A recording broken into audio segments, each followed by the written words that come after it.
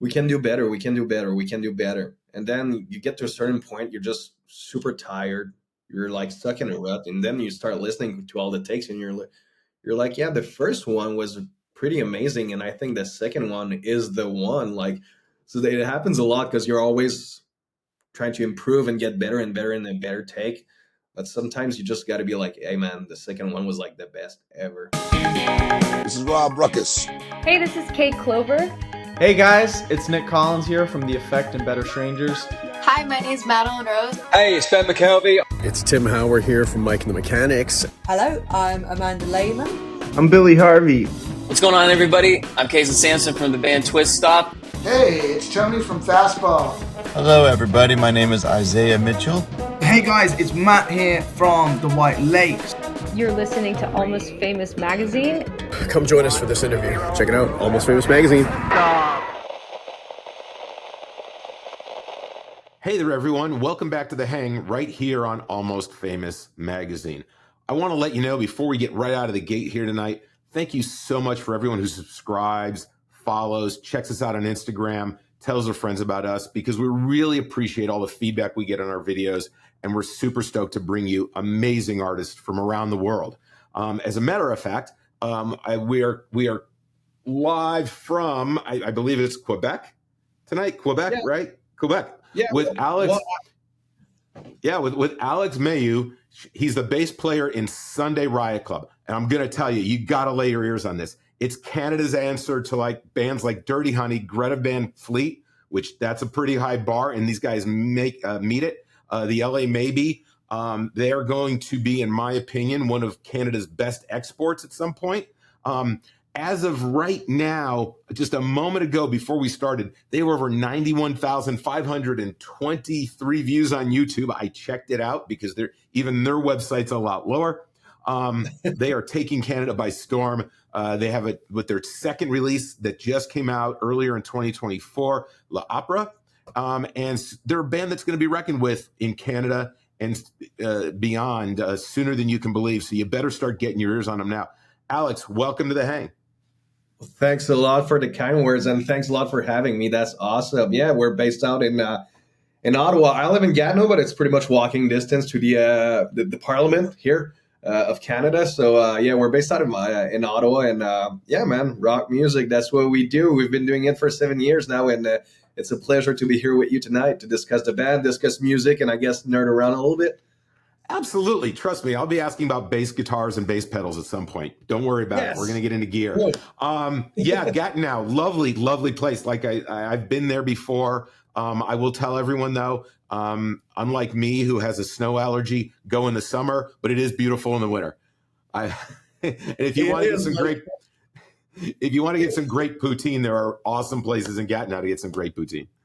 Yeah, it is. It gets cold in the winter. It gets really cold in the winter. And actually, this morning, my girlfriend and I were looking at Black Friday sales to buy tickets, plane tickets to Miami in the next couple of months to escape the cold a little bit. That's what we always do every winter. So yeah, it's cold, but it is beautiful. Yeah, thank you very much. I appreciate it. Yeah, no, it's a great place. We always kind of start these conversations out before we talk about your band and everything, like kind of your genesis of becoming a musician, right? So my kind of ask is, you've been in the band over 7 years, you've been playing even longer. Did music find you, or did you find music? And what's that origin story for you?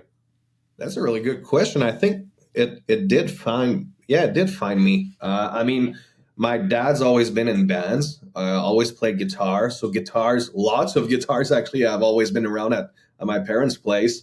He's a huge gear nerd too. So music gear has always been around.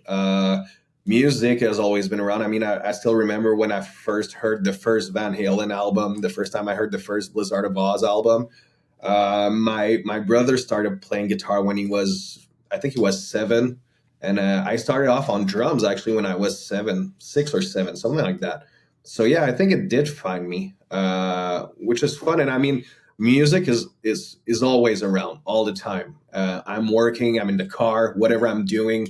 There's always something good playing on the radio, or nowadays on my computer. But yeah, It's a love story since I was like, I guess since I was like 4 or 5 years old. First, I guess the first love was hockey. I'm from Canada, and then music. You know, you live in Canada, it's kind of a requirement so you can remain a citizen. It is. It is. We actually learned to skate before we learned to read or do anything else. Yeah, we Canadian babies are born with skates in their feet, which is great. It's awesome. I mean, walking distance from my place, we have the longest outdoor rink in the world, the Canal Rideau, the Rideau Canal. So yeah, hockey is always our first love. Whether it's the Montreal Canadiens, the Maple Leafs, or the Ottawa Senators, it's always been the first love for all. I guess all the Canadians. Yeah, no, having grown up in Western New York, I mean, I totally understand where you're coming from. Traveling into Toronto and Ottawa and places in Canada when I was younger. Again, now I live in the South and have a snow allergy, so I try to avoid the winters. So you started on drums, and then you started to move toward string instruments. Did you take to it naturally? Was it something that you really had to work at? Have you done formal lessons, or were you just naturally able to take on an instrument and figure it all out for yourself? The thing is, there's not much thinking behind it. I think, like, I mean, I was the only one playing drums. It's the hardest one to move if you don't have any transportation or anything like that. Lots of guitars. I've always been around the house, my parents' place, like I was saying. And I mean, at one point, I started playing bass when I was like 14. Then I switched to guitar when I was like 15, 16, and in high school. Then I took some lessons for a year, loved it. And then, funny thing, when I wanted to start a band, when I started Sunday Riot Club 7 years ago, I couldn't find any bass player with an amp or with transportation or with a job or anything like that. So I said, you know what? I'll just buy a bass again, and I'll be the bass player for Sunday Riot Club. So that's pretty much we had an issue we had to solve, right? So that's why I play bass in Sunday Riot Club, and I mean, I love it. I love it. So yeah, that's the story behind it. That's super cool. I mean, it's kind of, you came full circle, right? Yeah, exactly. You had to solve a problem, fill a need. I really enjoyed listening to your first and second LPs. I'm going to say that, I want you to give the audience a kind of a taste of the influences that you and the other guys in the band bring to it. And then I want to see if I can line it up with some of the things that I heard where I think that may or may not be intentional. So who are some of the influences for the music you guys are making? Yeah, I mean, first influences would be Guns N' Roses, The Cult, Kiss, Billy Idol. I think we could say Metallica too. JP's a huge fan of Iron Maiden. So first EP we had different drummer. Second EP, and now in the band is Scott Billings from London, Ontario. He's a huge fan of like 70s rock music and Red Hot Chili Peppers and stuff like that. So I guess these would be the main influences. We love 80s music, like guitar-driven music, fun music, good riffs. We always think about the riff first, which I think, unfortunately, there's lots of real good bands who don't think about the riffs, but we try to always, all right, we need a good intro, a riff, and a good chorus with a hook and a good line. So I guess these would be the main influences behind the Sunday Riot Club sound. I think the first EP, which came out a little bit more than a year ago, maybe it had more like punk influences, faster, stuff like that, harder. But you know what? We grow older, so maybe we slow down a little bit. We were also thinking about like stuff like, well, we need maybe more radio-friendly stuff, radio-friendly music, and that's where we're going right now. So maybe the sound, maybe it's softer, maybe it's a little slower. I don't know how to describe it.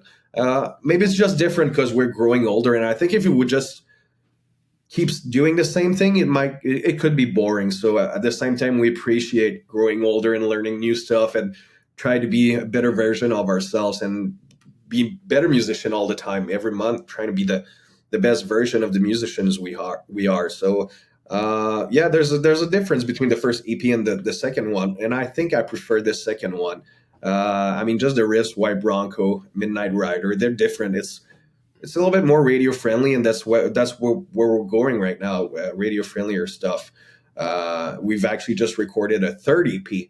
We're on a roll right now. We just recorded a third EP, and we actually decided to do it.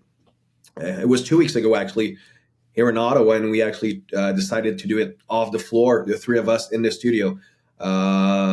It was an idea from Scott, drummer. He's like, let's do it like off the floor, live off the floor. It'll be different. So yeah, we did that 2 weeks ago. We had two videographers with us who filmed everything. So we'll have a video for each song. And we're actually going in the studio in a week to mix the whole thing. So that'll be a really cool process. So yeah, we're on a roll right now. And I think that the third one, the new one, will come out in the next months, is even smoother than the two first ones. So yeah, we grew older, like I said, and it's fine. It's cool. We love it. Well, I was going to say, yes, the first EP, and everybody who watches knows that, when it comes to punk, and we've had some amazing punk artists, and we did a thorough covering of punk rock bowling last year. You definitely had punk influences there. I would say the one thing, though, on the second EP that kind of caught my ear, and you didn't mention it as far as influences, it struck me a little like about 1986 to 1988 Def Leppard. I could kind of hear a little of that in there. I like that. I never thought of that. I like that. Are you a big Def Leppard fan?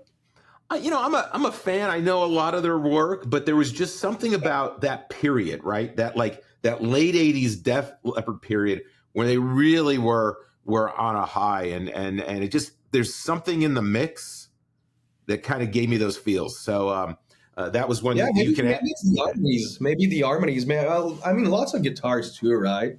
This is what we all love. So that's what. But I take it as a compliment. Thank you. That's great. I never thought about that. Late '80s, like Def Leppard. I love that stuff. So that's really cool. Yeah, no, you're very similar. And there's a lot of music out there these days. And I don't know if you recently heard the band The Effect. It was The Effect is Nick Collins and Trevor Lukather, and they got a band together, and they had that kind of late 80s sound, that I mean, if you played it for your dad, he'd go like, how did I miss that in the 80s, right? And I think you guys are capturing some of that too, which is not the easiest thing to do. To be able to do something new and unique, but give it that flavor so it feels familiar. Yeah, well, I mean, thank you. There was a specific formula, right, for like 80s music. Like I said, you need a really good intro, you need a good riff, then you need a good chorus with like a really good hook that's memorable, and then you need like a really good guitar solo. I mean, I've always been a huge fan of the 80s. And I think these guys, Nick and Trevor Lukather, I follow them on all social medias. I mean, they're great. I mean, they had to be great. They had to be really good. I mean, the bar was high. But I mean, the bar is very high. Yeah, the bar is very high. Luckily, I think they've appeased their parents. So tell us all about the other guys in the band, right? Because you've had some changes. Tell us about them and what they bring to Sunday Night Riot Club that kind of gives it some of that secret sauce that you guys have together. Yeah, I mean, JP's a guitar player and a lead vocalist. We founded the band together 7 years ago. We met on Facebook through a company we were both doing contracts for. And I saw his profile picture, and he had a cool Fender Stratocaster loaded with EMG. So I was like, that's my kind of dude. So I was like, and I sent him, I stalked him. I'm gonna be honest, I stalked him, and I saw pictures of like Iron Maiden, Metallica, all that stuff in shows. And I was like, hey man, I was like, I don't have much going on right now. I was done with college. I was starting my career in radio, and I was like, you want to play music? He was like, same here, man. He was like, yeah, sure. So we learned covers. We met, we learned covers, we played covers, and then we waited the first year to actually do proper shows. And that's how we met. And I mean, since then we've been kind of business partners, and it's been 7 years. And what he brings to the band, man, you got to see our live show. I mean, he's great. He's like all these 80s guitar player is like a guitar god while he's on stage. I mean, JP's a really shy person, but when he gets on stage, he's like a total different animal, like behind the head, guitar solo, all that kind of stuff. But yeah, what he brings to the band are also like really good riffs that we love writing together. I mean, we always have such a like it's so easy to write music when we're together, which is awesome. Like, I mean, we have so much material to work on, riffs that we're like, oh, these they sound good. Of course, that we think they sound good because they're their own babies, right? But I mean, yeah, stage presence and the riffs, that's what he brings to the band, and he's great. He's really good at it. So it's always a pleasure to play music with JP. And then Scott's been in the band for a year now. Actually, first show together. It's been a year now. We have the Facebook memory today. So Scott joined the band a year ago. Our old drummer left the band, and then we held auditions. We met Scott through Kijiji, an ad, and he was looking for a band. He had just moved in Ottawa. He's from London, Ontario, and we actually had 3 person for the auditions, and then Scott was the last one. And all the other auditions were good, like real good musicians. But personality wise, it was a little different. And then Scott came in and we started playing the songs, and everything just went great. We were like already friends. So that was really cool. And he's a really good drummer too. So we all became really good buddies since Scott joined the band, and it's been better than ever. So we're stoked to have Scott aboard. And what he brings to the band, that's really cool. I mean, is simple drummer. Lots of times drummers, they try to do like complicated fills, show off and stuff like that. But Scott he plays the song. And that's what we do. It's just rock music. If someone has to show off, it'll be JP on guitar. It's not me on bass or Scott on drums. So that's what he does. And that's what's great. And he always brings new ideas like for projects, for songs and stuff like that to the band. And one thing I really, really appreciate of Scott, and I don't think I told him yet, is that he also writes lyrics. So that is awesome. So that's one thing I appreciate a lot, because I write most of the music and I used to write all the lyrics, but then he's like, no, let me work on the lyrics. I got this. And it's been great. So yeah, we're like the perfect Sunday Riot Club lineup, the classic lineup, should we say. So you guys are more of a writing collective now than a bunch of individuals writing songs. Yeah, which is great. I mean, we've been pumping songs.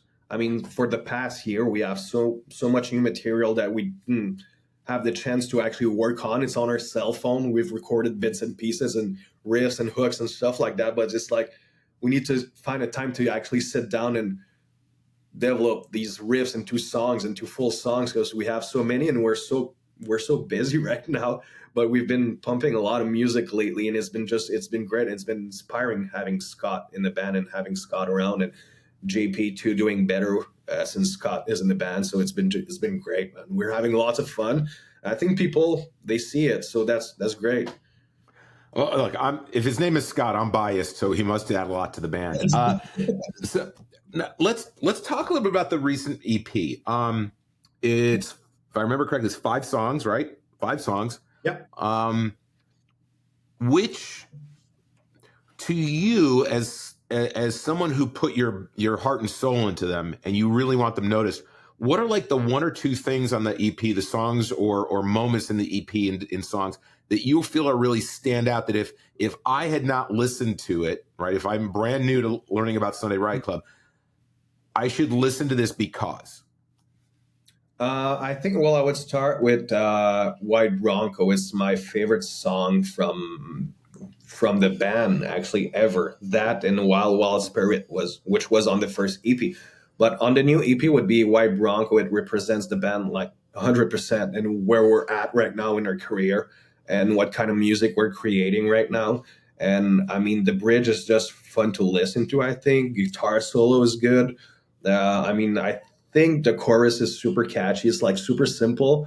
And it sounds, you can hear the influences from The Cult, like the Sonic Temple album. I mean, I think that song could be on that album, but that's where we're at right now in our music career. So I think White Bronco would be what represents the band the most right now. And I think the other one Well, actually, you know what? My second favorite song is Midnight Rider, but the other thing I'll go with is the cover of the cult Sweet Soul Sister, because we actually have Tony Russ on that one, who's a great friend, and he's also a phenomenal vocalist. He actually did The Voice here in Montreal on the Quebec side, the TV show The Voice, and it was actually fun to record his tracks. It was just fun. It's always fun to be around Tony. But we went to Montreal at Dave Trena studio from The Damn Truth, and we recorded Tony's vocals. So I think that would be the other piece that I'm like, that's a really fun part of the EP, because you when you hear Tony, you're like, holy shit, who's singing that part? Like, he's great. So that would be the other one. But yeah, second favorite song, I would say it is Midnight Rider, and third one would be Twin Flames, just because of the guitar riff is so cool, I think, in Twin Flames. So I would go with that one. But yeah, first piece would be White Bronco. Yeah, and I think lots of people, when we play live, they always like to hear White Bronco, and they're always like, when are you guys playing White Bronco? It's kind of a fan favorite right now, so we all enjoy it a lot, so that's great. Awesome. So let me ask you this: so you're in the studio, you're recording another EP. What do you have lined up for someone like, who's in the area if they want to come see you? When do you guys have some next shows? We actually played all of our shows that were booked. We finished last week our string of shows. We played a local show in Ottawa here at the Club Saw. So right now we don't have shows that are booked. We had a super busy summer. I mean, we went everywhere on the Quebec side and everywhere in Ontario. We've been to London, Ontario, Kingston, Oshawa, Montreal, Quebec City, Ottawa, Gatineau. We've been everywhere, even more than that. So it's been a super busy summer, but it's been fun. It's been great. And we had good crowds everywhere. So right now we don't have shows that are booked, because we're putting our efforts into our next project, which is the next EP. And we have to do all the videos for each of the song. And we also recorded our next single in another studio in Ottawa. Recorded our next single that's called Out in the Sky. And I think the boys agree too, it's the best song we've ever done yet. So that'll be our next single, and it's called Out in the Sky. It's like super catchy. It's a little softer, but it's like super like radio friendly. And lately we had songs that played on commercial radios across Canada. So we think that one will be even bigger. So we also have to shoot a music video for that one. So we have a bunch of stuff coming up. I'm talking about it and I'm like, oh God, we'll find time. So yeah, new EP, 5 music video, new single, and a music video for that one. So that's a lot for the next months. Yeah. It sounds like you're going to have a busy 25, which is fabulous. Yeah, we'll surely get back on stage for sure. Awesome. We'll announce it. I mean, when we get back on stage, we'll announce it on our social media. So anyone who's listening, just follow us on Facebook and Instagram, and we'll announce it as soon as we confirm a date, wherever it is. And we'll have all the information to reach out to the band in the comments below. So, or in the description below. So please comment, because we'll make sure that Alex and the band get any comments that you guys leave. Yeah. One thing I was curious about, because like life's a series of lessons, right? So you've been at it 7 years in a band. What's one of the most valuable lessons you've learned in your musical journey so far? Be on time and be professional and say thank you. All the time. Let people know that you appreciate what they do for you. That's the best thing. That's the best. Yeah. And be on time, because no band's ever on time. Whether it's for like sound checks, loading, whatever they're doing, they're always late. And I was late today, and I'm sorry about that. I'm usually never late. But be on time. Let people know that you appreciate what they're doing for you, and let them know that how they help you a lot, actually. And everything. Yeah, just be nice, because you meet a lot of musicians that they're like, they think that they're king shit and stuff like that. Even though you have good numbers, even though there's lots of people at your shows, always be nice. People appreciate that. And also another thing would be go see other bands. Go see your friends that are in other bands. first off, well, it's always a good time. You grab a beer, you talk to people, you see everyone from the music scene, but you also support your friends who are in other bands. It's not a competition, right? There's lots of bands who see the music scene as a competition. It's not. We're not in. I mean, we're not on Sunset Boulevard. It's not 84 anymore. So support other bands. That's super important. Yeah, and let them know and promote their stuff too. Just promote your stuff, but promote theirs too. It's important. Yeah, no, that's a great message. And about 3 months ago, 3 months ago, maybe, we had the Fricashinas on, a band out of Denver, and they had very similar message. And I think it's important to remember that, you can do all you can do to promote a show, try to get people out. But if you're not appreciative of them investing their time and their money, don't expect a big audience, and you want them to show up. So you've got to be appreciative. So I really think that's a great lesson that everyone can take away if you're a musician coming up, for sure. And I mean, talk to your audience, talk to the people. They're not just there to see your show. We became friends with lots of people who were showing up to our shows and stuff like that, and we're lifelong friends too. So talk to the people. They're always there to have a good time. It's always a good crowd, like at a rock show. So talk to people, let them know that you're thankful for them for being there. So yeah, that's important. Yeah, no, absolutely, absolutely. Here's one that I love asking, because there's such a wide variety of answers. I'm going to put you on the spot because you get one. You can choose one person, okay? If you had, as a musician, had the chance to get in a studio with one other musician and be creative for a day, who would that musician be and why? That's a really tough question. That's a really tough one. That's a really tough question. I mean, I could say a name now and it would change next week, and the week after it will be another one too. I don't know. Right now, I would probably say Billy Duffy from The Cult, because I've always liked his riffs and his vibe. And I saw him live for the first time 3 months ago in Montreal, and it was just great. So right now, I would probably say Billy Duffy. But that's a really tough question, Scott. That's a tough one. Well, we try to not make everything so easy when you get to talk about yourself. So how about you? Who would be the artist? Gosh, it is a tough question, because I think the one artist that I've always wanted to kind of talk to and get to understand some of their music was L'Abbé Siffre, who has a beautiful song called "It Must Be Love," which ended up being covered by Madness and turned into a hit. And there's sounds on that song played on acoustic guitar, but it doesn't sound like an acoustic guitar. It sounds like a ukulele, but it's not a ukulele. Like, there were so many aspects, and it's such a soft and gentle song that to get in a studio and learn how that was done, and then create something new, I think would be a lot of fun. I'm one of those people who. Sorry. And ask them questions and stuff like that, and how'd you guys do that and all that stuff. Yeah, because there's more than one way to accomplish something, and I love picking apart songs and going, what instrument was that? And in a recent hang, we got into a conversation about what makes music timeless, right? Like, if you listen to, let's just say, I think Dead or Alive might be a good example. You can put your finger on the middle of the 80s and it's always going to sit there, right?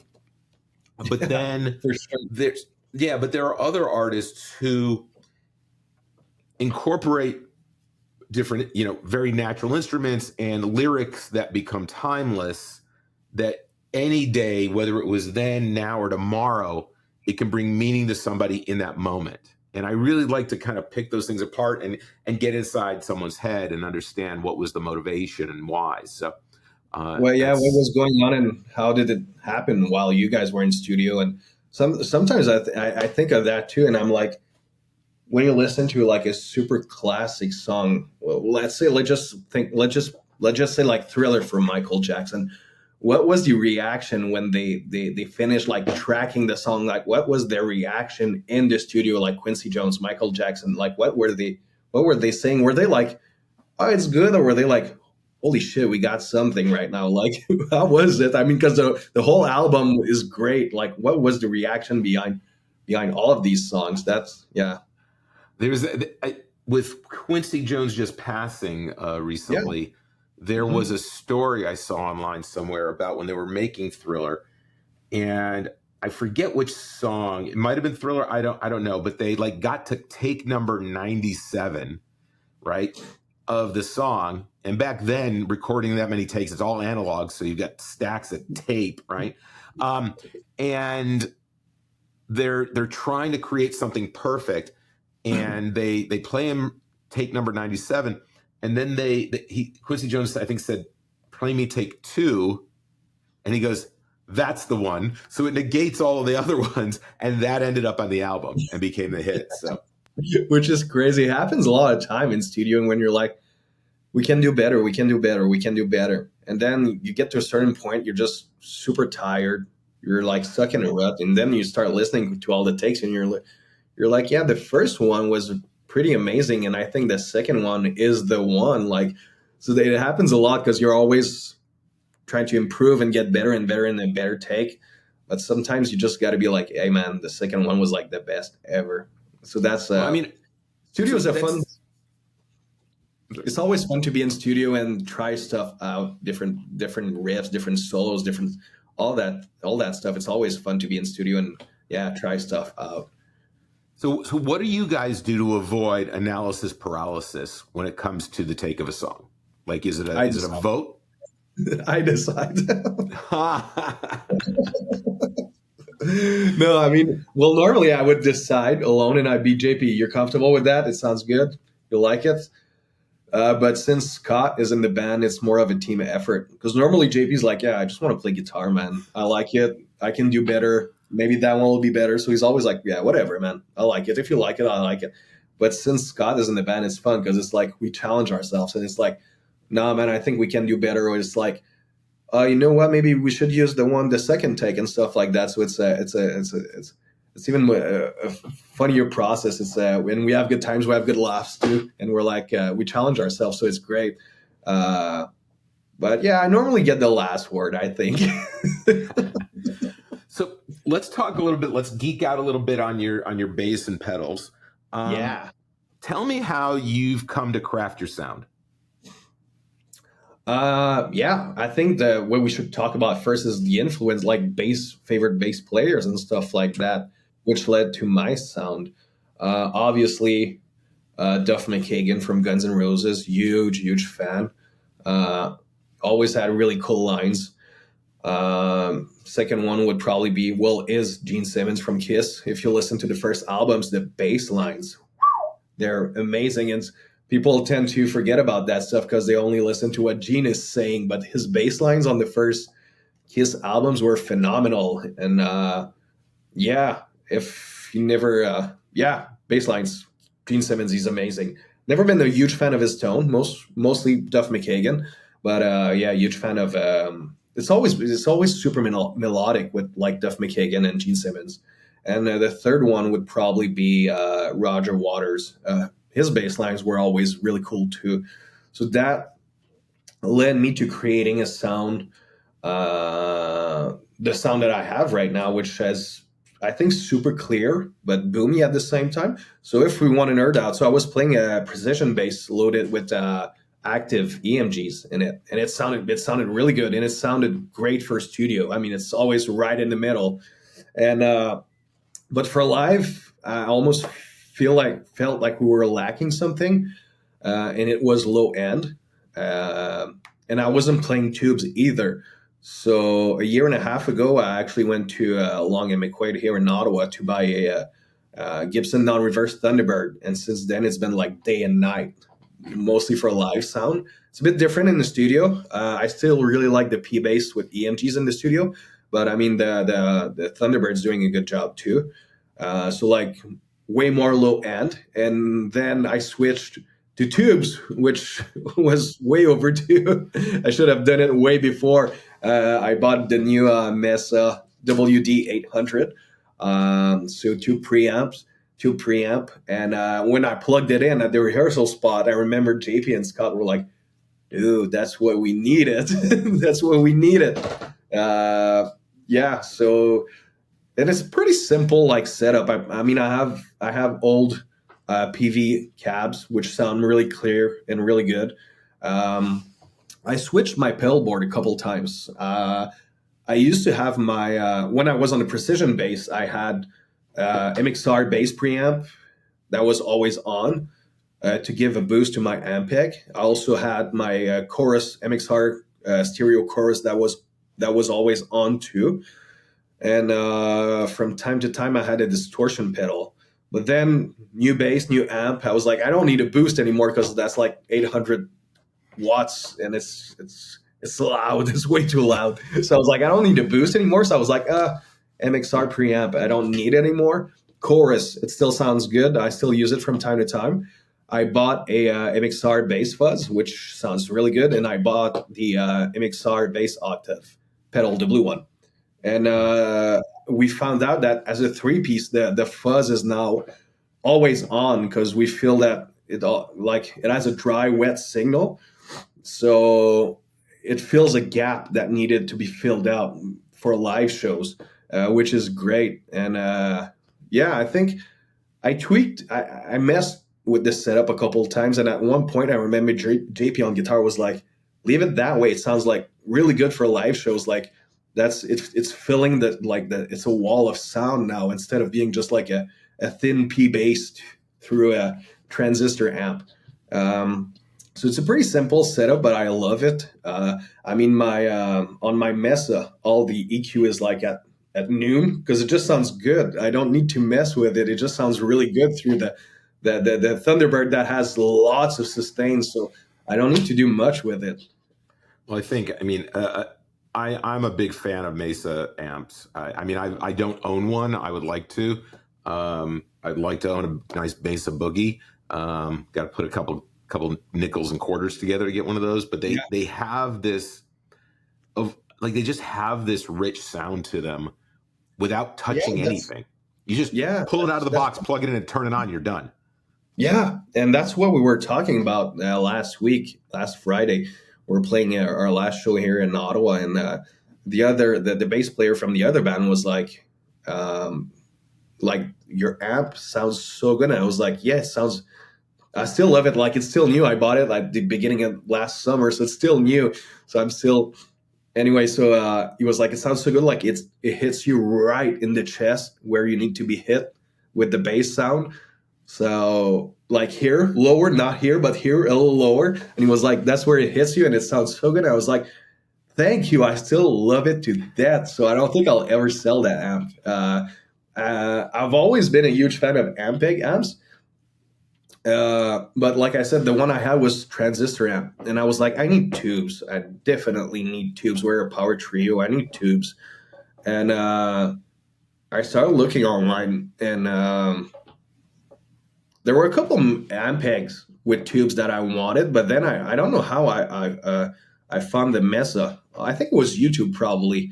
And I was like, ooh, that sounds good. Like I know all about their guitar amps and stuff like that because I still play lots of guitar, but I never paid attention to their bass amp. And when I saw that on YouTube, I was like, ooh, that sounds good. Videos with Riot Duffy who played bass for Whitesnake a couple of years ago, and when I got mine, I actually sent him a message, and he replied. I was like, "Dude, your video for Mesa, man, just sounds so good." And he was like, "Have fun with your new amp, man." I was like, "Thank you." But yeah, I still love it to death. Like, I would recommend it to anyone who's looking for a new amp, for sure. Yeah, I had the chance to meet Daryl Sturmer once, and the first thing I said to him is, "You're going to cost me a lot of money one day." And he goes, "Why?" I go, because you've played Mesa Boogies for years, and I love the sound. I've gotta own a Mesa. And the cool thing about them is like they can actually feel warmer or sound warmer with age. Like they're like, for some reason, Mesas are like a good wine. They just get better and richer over time. I don't know if it's the dust on the tubes or what, but they just seem to mature. And I was looking at like older models, and the fun thing about them too is they don't lose value at all, at all. So that's a really good thing. Which one were you looking at? I forget the Mesa. Is it a Mesa Boogie Mark II? I think. Yeah. It's been a while. I've had without getting into too much, I've had two in the last 3 years. I've had 2 surgeries on this one arm and this one on this arm. So I've got to get things going again. So if I can get my playing going back to where I want it, then I'll be able to justify buying a Mesa Boogie. And I play at home. I don't play out. So, it's just one of those. It's this the warmth of that. You don't need. Some people buy an amp and then they've got 30,000 pedals, right? And they it defeats the quality of a good sounding amp. With a Mesa, you really don't need much, and you're absolutely right, because of the fact that you can use it in almost any situation where you're playing rock, jazz, anything, and you're gonna get this usable sound out of it that, of course, they don't lose a lot of value because people want them. So you've always got something there that someone's going to want to get their hands on. So I told Daryl Strummy it's going to cost me about, what did they, $5,600, $6,000 one day. I told him I'd send him the bill. So and here in Canada they're a little bit more expensive too, which is like, oh god damn. But I had to buy it. I mean, when I saw it online, I didn't even try it in store. I actually ordered it from another store, and they were like, do you want to plug it in? I was like, no, I've been watching that online for like a year now. I know exactly how it sounds. I know how it will sound through a Thunderbird. I know what to do with the EQ and all that stuff. And I mean, normally people who play bass, they always look at Ampeg, which are amazing. They're awesome. But I think we should not forget about Mesa for bass amps. They're just great, man. And it's funny you mentioned, I just bought because I do concert photography also. So I just bought a new camera, sight unseen. I saw friends about a year ago, and I'm like, I've got to have a Leica. I've got to have the Q3. And I was like, I don't need to try it out. Just get me in the box out of here, and I'm going to go to town. So I totally understand where you're coming from. You know exactly what you were going to do with that camera and how to set it up and all that stuff. Absolutely, you're ready. You're ready to go. You're salivating to get data in your hands. Now this is going to be a very sensitive question I'm going to ask you here in a second. But before we get there, everybody knows I want you to go out and I want you to support Sunday Night Riot Club. Buy their music. Don't rent it. Support the band. Go to their shows when they're playing out. Buy some merch. Support them so they can continue to buy great amps and bring you fantastic music. And obviously they need a lot of money for studio time because they're going nuts producing new music for you. That being said, and look, you're in Canada, so I realize that in order to keep your Canadian citizenship, the answer to the 3 artists you're digging right now question has to be some of the greatest Canadian exports, which are, what is it? Rush, Loverboy, Bryan Adams, throw Sloan in there. But that's a good one. Yeah. Who are 3 artists that you're really digging to share with other people that you think they may not even be in your genre of music, but they're your earworm right now. You love putting them on. Maybe you throw them on going to the gym, something like that, but you're really digging them. Yeah, well, I actually dig the ones you just mentioned a lot. Bryan Adams, I listen to it all the time, even though people will say it's a little corny. I love it. It's always good hooks, good intros, all that stuff. I love it. But who I would recommend right now, you know what? I'll mention artists from Ottawa that are doing great everywhere in Ontario and on the Quebec side right now. And the first one would probably be the new hires. Check them out on social medias. They're really good. I mean, if you like The Killers, mix a little bit of like indie music into that, and you got the new hires sound. They're good. It's always super good hooks, and their shows are always fun. People are always having a blast at their shows, and they're doing great right now, and they're all friends. So that's awesome. So the new hires, check them out. Facebook, Instagram. Their music is on Spotify right now, and they're all great guys. So it's awesome. The second one would be Rebel. We played a couple shows with these guys, and I'm friends with their drummer Joey. Rebel is also another one who's really good, and they've played pretty much everywhere in Canada. And they had a really good hype a couple years ago. they've changed members, and now they're coming back. They have a new bass player, and they're all phenomenal musicians. I would describe their sound as a mix between. It's a weird mix. I would say Black Sabbath and The Killers. So it's a really weird mix. It's all is, and put a little bit of Nirvana into that. Just a little bit of Nirvana into that. They have lots of guitars, lots of cool drum parts, and they also have a keyboard player. So it's a really good band. They're tight, and they're coming back right now, and I can't wait to hear their new music. So yeah, Rebel. And the third one would be Fifth, another band from Ottawa. They've been they're booming right now. They have lots of I don't know how to describe Fifth. It's a weird animal. There are some parts that it sounds like rap, some parts that it sounds like new metal, definitely some post-hardcore influences. But what they're doing, they have their own sound, and no one sounds like them. And their recordings, I mean, it's in your face. It's just good. The guitars are hard, the drums are hard, and like I said, no one sounds like Fifth. So I would put them up there for sure. Yeah, FITH, Fifth. Awesome. I'm going to check them out. Yeah. Look, this has been a great hang. Everybody go out. Honestly, you got to learn about Sunday Riot Club. You got to listen to their music. You got to buy it. Support this band, because one day when you look at the list of great exports from Canada, they're going to be on it. And I give it a little bit of time, and you guys are going to be all over the place. So I was really excited to talk to you tonight and get to know you. You guys are really onto something. Please, everybody go out and check them out.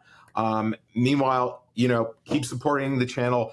We keep bringing you, artists from all over the world, different styles, different influences. And we're really trying to immortalize all of these bands and just get to know them so that you have an opportunity to know them as well. So thank you for supporting the channel. Alex, it's been great getting to know you, and I look forward to all your success. Yeah, thank you very much, and we'll let you know when the next EP is out, and we'll try to come see you play a show near your place in the United States in 2025. That would be more than great. So thanks a lot for having me on the show. That's great, and I appreciate it a lot. Thank you. Absolutely, it's been a pleasure. And you know what? Maybe next time we'll get the other guys on, and we'll have everybody on at the same time, and then they can tell us the best things about you. So we'll do a little band therapy together. All right. It's been great, everybody. Thanks so much for tuning in, and we'll see you soon on the hang.